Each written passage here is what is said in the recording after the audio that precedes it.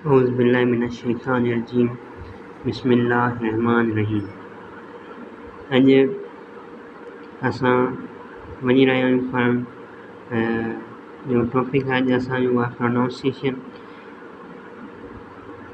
सभ खां पहिरीं जेको असां वटि वर्ड आहे वॉट। असांजा जेके तक़रीबन सिंधी जा जेके स्टूडेंट्स आहिनि या असां इहे चऊं जेके असांजे ॿाराड़ी वारा जेके विलेज जेके आहिनि ॻोठाणा जेके छोकिरा आहिनि स्टूडेंट्स आहिनि उहे छा हिननि लफ़्ज़नि खे छा पढ़ंदा आहिनि ऐं जो करेक्ट वर्ड प्रोनाउंसिएशन उहो छा आहे उहो अॼु आउं वञी रहियो आहियां तव्हांखे ॿुधाइणु। सो सभ खां पहिरीं चैनल खे सब्सक्राइब कयो ऐं इम्प्रूव कयो मुंहिंजी इंग्लिश। सभ खां पहिरीं असां वटि जो वर्ड आहे उहो वॉट आहे। असांजा जेके ॿार आहिनि उहे तक़रीबन हिन खे पढ़ंदा आहिनि वाट। शुरू में आउं पाण हिनखे वाट पढ़ंदो हुअसि छो जो हिकु असांखे गाइडर कोन मिलियो, सुठो गाइडर कोन मिलियो जेको असांखे प्रोनाउंसिएशन सही कराए। पर आहिस्ता आहिस्ता हिकिड़ो असांखे गाइडर मिली वियो ऐं अॼु आउं वञी रहियो आहियां अव्हांखे ॿुधाइण त इहा अव्हां अॻियां ग़लती न कयो। सभ खां पहिरीं जेको वर्ड आहे वॉट।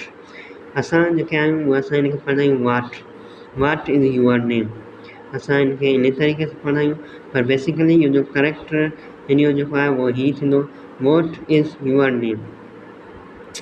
ॿिए नंबर ते आहे वी।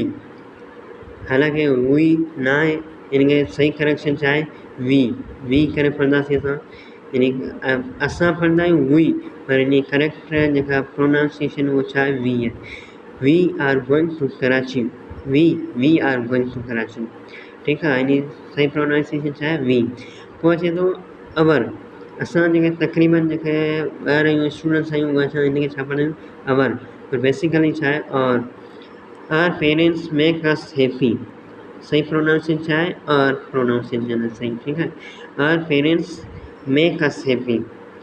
सो उमेदु आहे तव्हांखे हिन टिनिनि जी प्रोनाउंसिएशन हिन लेक्चर जे ॿुधण खां पोइ तव्हां पंहिंजे प्रोनाउंसिएशन ते कमु कंदा ऐं इहो हिकु एम टॉपिक आहे प्रोनाउंसिएशन।